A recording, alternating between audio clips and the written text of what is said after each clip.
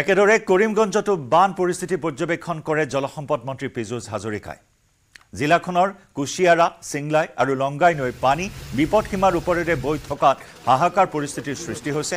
ফলত লংগাই নৈ মথাউৰি 4 ঠাইত ছিগি পাথাৰকান্দিৰ দক্ষিণ কৰিমগঞ্জ আৰু উত্তৰ কৰিমগঞ্জ বিধানসভা সমষ্টিৰ বহু অঞ্চল বানপানীৰ কবলত পৰিছে। বান পৰিস্থিতি পৰ্যবেক্ষণ কৰে মন্ত্ৰী পীযুষ হাজৰিকাই।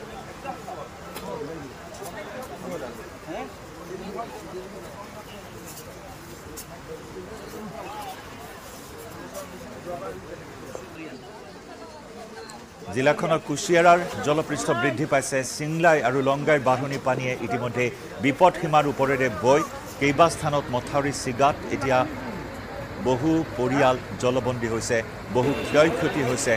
ইতিমধ্যে বৰাকত দুজনৰ প্ৰাণহানি হৈছে। বিগত 24 ঘণ্টাত পৰিস্থিতি ক্ৰমাৎ জটিল হোৱাত মন্ত্ৰীগৰাকীয়ে নিজে গৈ উপস্থিত হৈছে, পৰিস্থিতি পৰ্যবেক্ষণ কৰিছে, সম্ভাৱ্য সকলো ব্যৱস্থা গ্ৰহণ কৰাৰ নিৰ্দেশ দিছে মন্ত্ৰীগৰাকী। এয়া চাওক, প্ৰলয়, জলপ্ৰলয়, জলবোমাই এনেদৰে এতিয়া সমগ্ৰ বৰাকত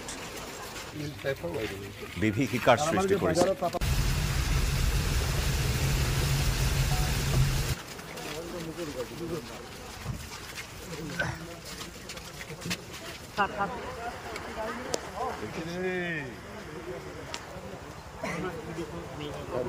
তাৰে দুটা চালোঁ, এটাতো যাব নোৱাৰি, যিহেতু এই ৰাস্তাত য'ত আছোঁ তাৰ পৰা ছেকেণ্ড ব্ৰিজটোত যাব নোৱাৰিম।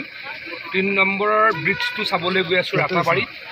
এটা ৰাইজক প্ৰতিশ্ৰুতি দি গৈছোঁ যে যি 4টা ব্ৰিজ হৈছে, 4টা ব্ৰিজে অহা 15 দিনৰ ভিতৰত ফিল আপ কৰিম, যাতে সেইকেইটা ব্ৰিজৰে আৰু অনাগত এই বানপানীৰ ছিজনত বানপানী হ'ব নোৱাৰে, আৰু যাতে মানুহে গাড়ী চলাব পাৰে, মটৰচাইকেল চলাব পাৰে বা খোজকাঢ়ি অহা যোৱা কৰিব পাৰে। যিহেতু এই য'ত য'ত ব্ৰিজ হৈছে, মথাউৰিয়ে হওক, ৰাস্তাই হওক, গোটেইকেইটা আমাৰ মানুহে কমিউনিকেশ্যনৰ কাৰণে ব্যৱহাৰ কৰে, অহা যোৱাৰ কাৰণে ব্যৱহাৰ কৰে।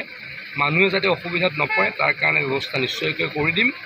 জিলা প্ৰশাসনে ইতিমধ্যে ৰিলিফ দিয়াৰ ব্যৱস্থা কৰিছে আৰু ক্ষীপ্ৰতৰ কৰি তোলা হ'ব। আৰু নেক্সট, আৰু যদি যাৰ যাৰ ঘৰ ভাঙিছে, কিছুমান ব্যক্তিৰ ঘৰৰো ক্ষতি হৈছে, তেখেতলোকে আমাৰ যি ৰিলিফ মেনুৱেল আছে, তেওঁৰ ৰিলিফ মেনুৱেলৰ মতে তেখেতলোকে নিশ্চয়কৈ ক্ষতিপূৰণ পাব, তাৰ ব্যৱস্থাও কৰা আছে। যে ৰঙা মাটি দি পেলাই মথাউৰিবিলাক বনাই দিয়ে, যাৰ কাৰণে মাটিখিনি দেখাই দিব, তাৰ পৰা আনি দিম।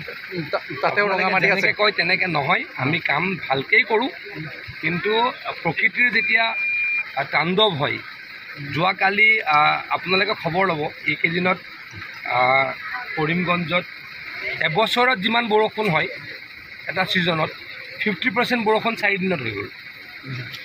আপুনি খবৰ ল'ব, যোৱা 24 ঘণ্টাত, মানে আজি ৰাতিপুৱালৈকে 24 ঘণ্টাত ডিমা হাজোত 350 mm বৰষুণ হৈছে। গতিকে বছৰত বৰষুণে হয় ক'ৰবাত 3000 mm, ডিমা হাজোত কৈছোঁ।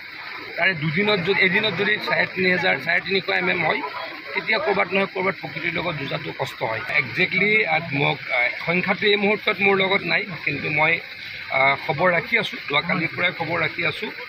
আৰু ৰিলিফটো মই কৰিমগঞ্জ জিলাত ডেফিনেটলি চাব লাগিব, গাৰ্জেন মিনিষ্টাৰ, কিন্তু মই চাওঁ বানপানী।